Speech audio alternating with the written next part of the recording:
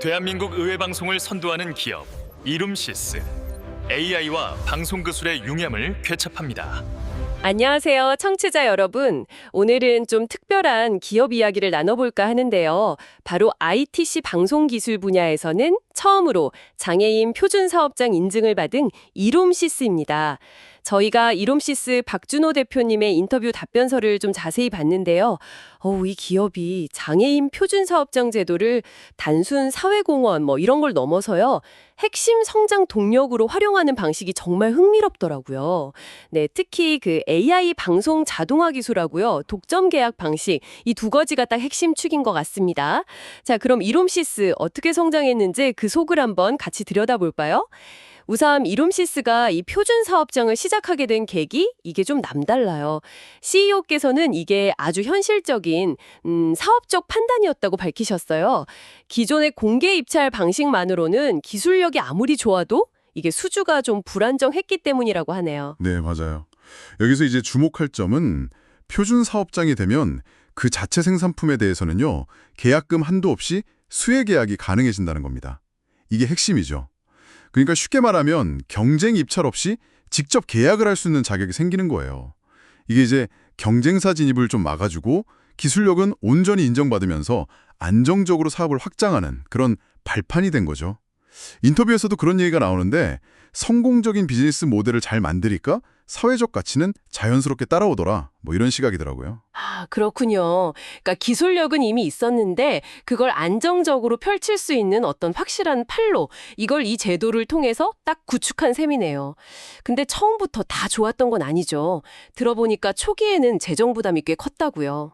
맞습니다. 그 초기의 가장 큰 위기가 바로 고정비용 급증이었습니다. 아시다시피 장애인 직원 10명, 경증 7명에 중증 3명, 이렇게 의무 고용 조건이 있거든요.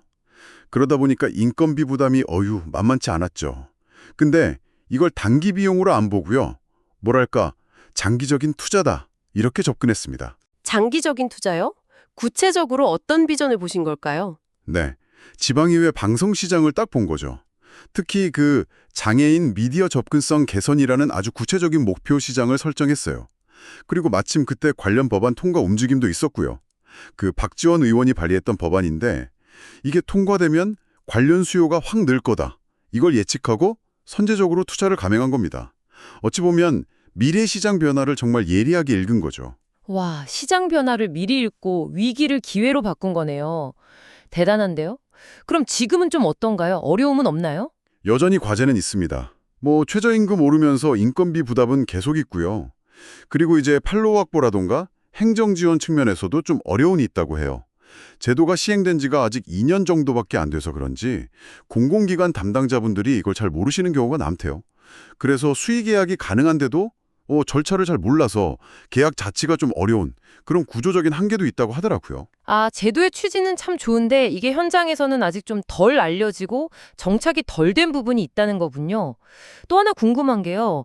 그 장애인이 만든 제품은 품질이 좀 떨어지지 않을까 하는 그런 편견도 있을 법한데요. 이 부분은 어떻게 대응하고 있나요? 이름시스는요, 품질 그 자체로 그냥 승부합니다. 앞에 장애인이라는 수식어를 굳이 붙이지 않아요. 대신에 아주 객관적인 지표로 그냥 보여주는 거죠. 예를 들면 메인비즈, 이노비즈 같은 기술력 신형 중소기업 인증 다 받았고요. 소프트웨어 품질 인증인 GS 인증도 최고 등급을 받았습니다. 이게 기술력은 확실히 공인받았다는 뜻이거든요. 아, 단순히 우리 제품 좋아요 이게 아니라 그냥 공신력 있는 인증으로 딱 증명해버리는 거군요. 네, 그렇습니다. 거기에다가 의회방송 기술 분야 특허도 벌써 7개 출원했고 10개는 또 준비 중이라고 합니다. 그러니까 기술력만큼은 누구에게도 뒤지지 않는다. 이런 자신감이 있는 거죠. 그냥 이룸시스가 만들어서 최고 품질이다. 이렇게 말할 수 있는 근거를 아주 탄탄하게 쌓아온 겁니다. 결국 핵심 전력은 압도적인 AI 기술력, 그리고 표준 사업장이라는 제도적 이점, 이 두 개를 딱 결합한 거네요.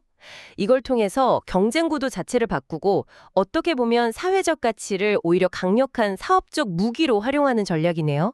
와, 정말 놀랍습니다. 그리고 제가 인터뷰 보면서 정말 인상 깊었던 부분이 그 장애인 직원분들의 역할인데요. 단순 고용 인력이 아니라고요. 네, 바로 그 점이 이름시스의 또 다른 핵심 경쟁력이라고 할 수 있습니다. 장애인 직원분들이 단순 생산직이 아니고요. 핵심 R&D 인력으로 참여합니다. 특히 그 장애인 미디어 접근성 개선 솔루션 개발해요. 실제 사용자 입장에서 자막이 잘 보이는지, 수어 영상 위치는 괜찮은지 이런 것들 직접 테스트하고 피드백을 주세요. 아, 실제 사용자가 개발 과정에 아주 깊숙이 참여하는 거네요. 그럼 사용성 테스트를 내부에서 바로바로 하는 셈이군요. 정확합니다. 그 피드백이 바로 제품 개선에 반영되니까요. 사용자 경험, 그러니까 UX를 높이는데 이보다 더 효율적인 방법은 없겠죠. 결국 장애인 직원의 존재 자체가 제품의 완성도를 높이는 핵심 동력이 되는 셈입니다. 이게 단순 반복 업무가 아니라 신제품 개발 최전선에서 품질 및 사용성 전문가로 참여하게 되니까요. 직원분들 역량도 당연히 강화되고 이게 또 장기 근속으로 이어지는 그런 선순환 구조가 만들어지는 거죠. 그렇다면 이 이름시스의 이야기가 청취자 여러분께 시사하는 바는 뭘까요? 제 생각에는 장애인 표준사업장이 단순히 어떤 복지 차원의 지원 대상이 아니라요. 혁신적인 기술과 비즈니스 전략이 잘 결합되면 그 누구보다 강력한 경쟁력을 가진 강소기업으로 성장할 수 있다. 이런 가능성을 보여주는 것 같습니다. 네, 맞아요. 동시에 이 제도가 더 효과적으로 작동하려면 정부나 공공기관의 인식 개선, 그리고 좀 더 적극적인 지원과 홍보가 필요하다는 점도 우리가 짚어야 합니다. 인터뷰에서도 대표님이 강조하셨는데 이분들을 여전히 그냥 보호 대상, 시혜의 대상으로만 보는 시선, 이게 가장 큰 장벽이라고 해요. 이분들은 동정이 아니라 공정하게 경쟁할 기회를 원하고 있는 거죠. 대표님이 꿈꾸는 미래 모습이 장애인 표준사업장이라는 그 꼬리표가 더 이상 특별하게 느껴지지 않는 그런 사회라고 하더라고요. 그냥 최고의 기술력을 가진 회사가 있었는데 알고 보니까 거기가 표준사업장이었더라. 이런 상태요. 기술력으로 정말 제대로 인정받고 싶다는 의지가 강하게 느껴졌습니다. 마지막으로 우리가 함께 생각해 볼 질문을 하나 던지면서 마무리할까 합니다. 이름시스 대표님은 표준사업장 제품 구매를 그냥 착한 소비로만 보지 말아달라고 합니다. 기술력을 객관적으로 평가하고 공정하게 경쟁할 기회를 달라는 거죠. 만약 우리 사회가 이런 포용적인 비즈니스 모델이 가진 사회적 가치뿐만 아니라 이들이 만들어낼 수 있는 경제적 잠재력까지 제대로 인식하게 된다면 과연 관련 정책이나 사회적 지원은 앞으로 어떻게 변화해야 할까요? 한번 고민해 보시면 좋겠습니다. AI와 방송기술 융합을 선도합니다.